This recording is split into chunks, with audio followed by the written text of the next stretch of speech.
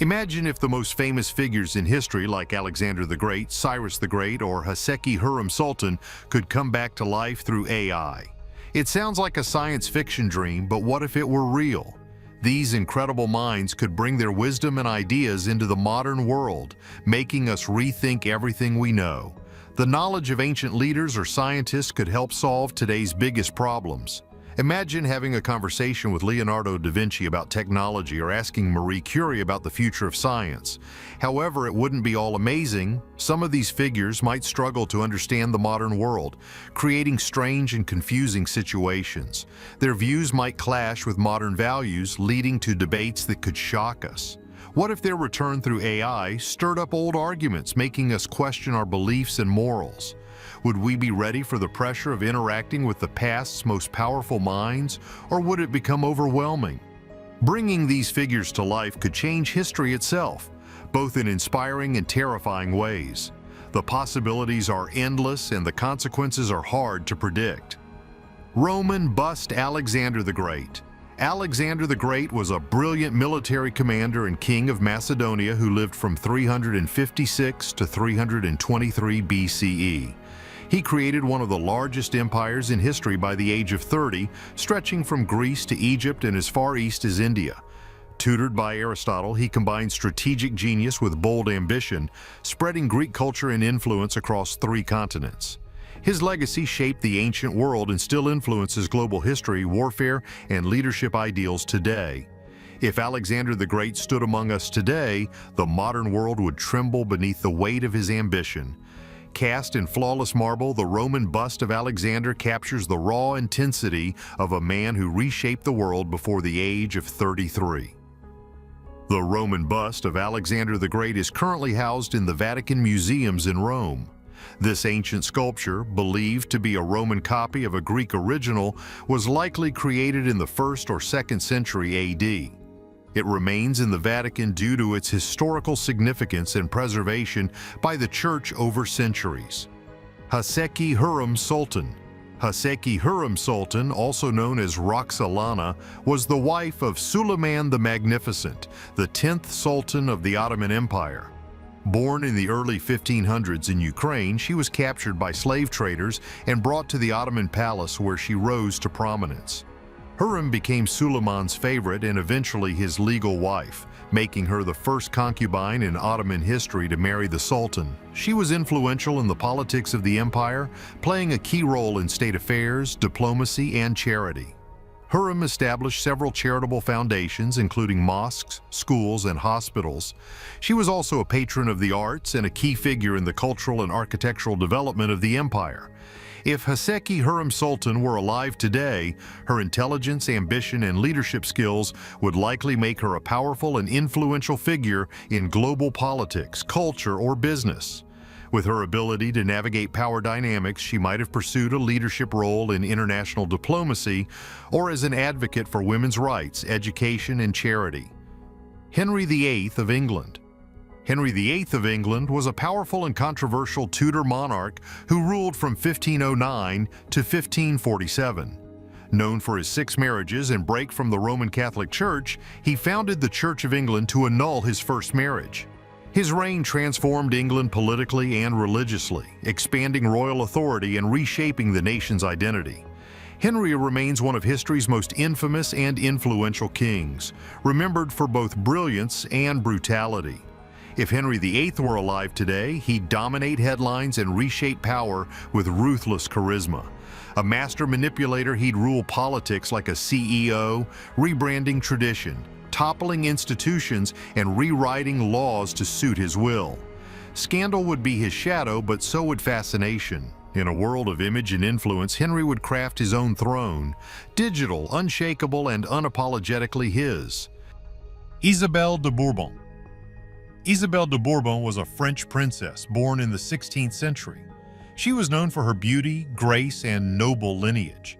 In her portrait, she would have been dressed in the elegant fashion of her time with a lavish gown made of rich fabrics like silk. Her hairstyle would be carefully styled, often adorned with pearls or jewels. The portrait likely captures her calm and dignified expression, symbolizing her royal status. Isabel's life was marked by her marriage to a powerful nobleman. She was part of the Bourbon family, which played a significant role in French history.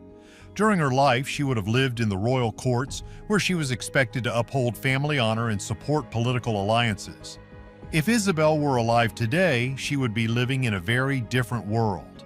She might be a symbol of heritage and tradition, representing the history of her family. She could also be involved in charity work, as many modern royals do, helping with causes like education or healthcare. Her role today might not be as political, but she could still have an influential voice in cultural and social matters. Her portrait would likely be admired as a beautiful piece of history, showing her as part of the French royal legacy. Cyrus the Great. Cyrus the Great was the founder of the Achaemenid Empire, the first Persian empire, ruling from 559 to 530 BCE.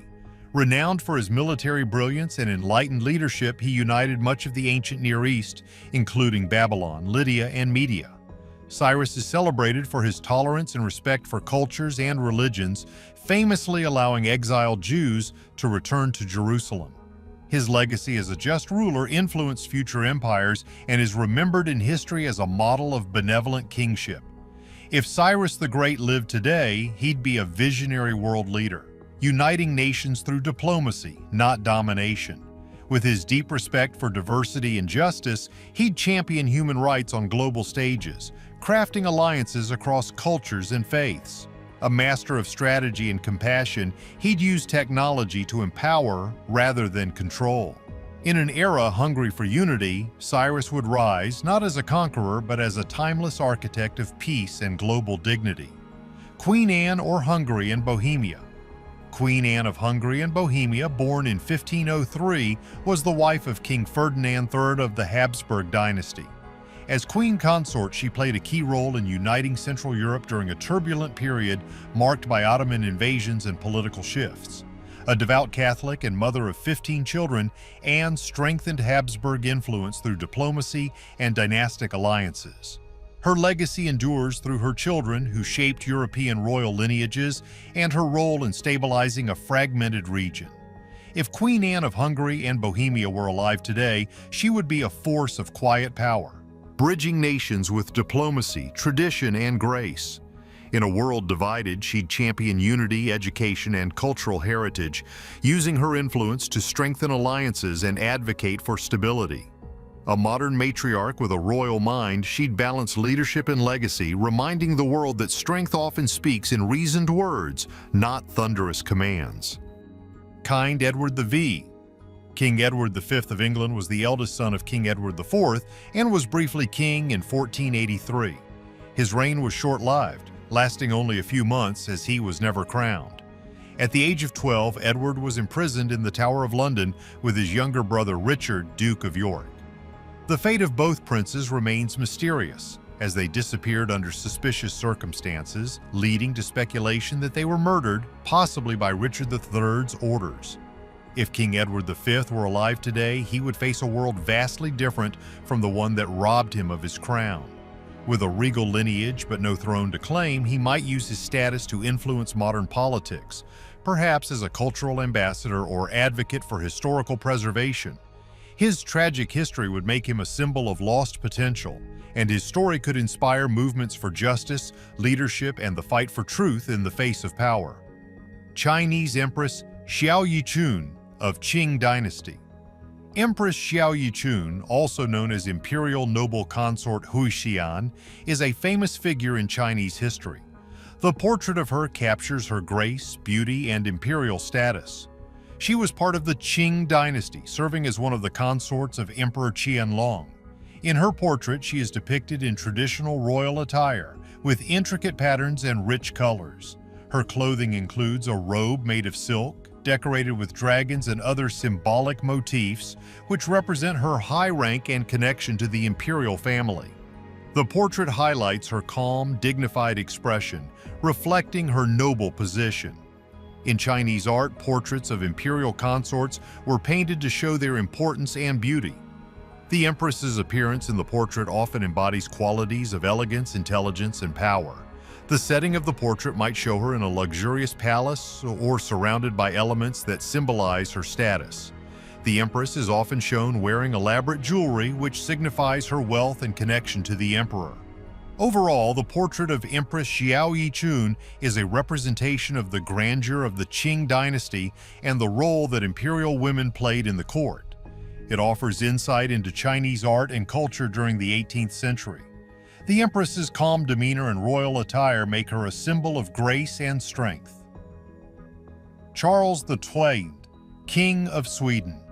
Charles XII was the King of Sweden from 1697 until his death in 1718. Born in 1682, he became king at a young age after his father's death. Known for his military focus, Charles led Sweden in the Great Northern War, 1700 to 1721, where he fought against a coalition of Russia, Denmark, and Poland. Despite early successes, his reign ended tragically when he was killed during an assault on Norway in 1718. If Charles XII were alive today, he would likely be seen as a controversial figure. His focus on military expansion and absolute rule might clash with modern democratic values. However, his leadership and military tactics could be admired by some. Sweden, today a peaceful and prosperous country, would likely not follow his aggressive policies, as modern Sweden emphasizes diplomacy and social welfare over war. Lady of Albret, Margaret of Bourbon. Margaret of Bourbon, Lady of Albret, was a French noblewoman born in 1443. She was the daughter of the Duke of Bourbon and married Alain d'Albret, becoming the Lady of Albret. Known for her intelligence and beauty, Margaret played a significant role in the politics of southwestern France. She was a key figure in the dynastic struggles of the time, particularly in the context of the 100 Years' War. Margaret had several children, including her daughter, Jeanne d'Albret, who became the mother of Henry IV of France, making Margaret an important ancestor of the Bourbon dynasty. If Margaret of Bourbon, Lady of Albret, were alive today, she would likely be a powerful figure in modern politics. With her noble lineage and sharp intellect, she could influence diplomatic relations and engage in cultural advocacy. As a strategist, she would navigate the complexities of international alliances, using her historical awareness to inspire change. Margaret's legacy of resilience and leadership would resonate in a world focused on unity and progress. And she might serve as a role model for women in leadership, embodying both grace and political acumen. Thanks for watching. If you enjoyed this extensive information on the most famous historical figures brought to life with AI and what would happen if they were alive today, don't forget to like, comment, and subscribe.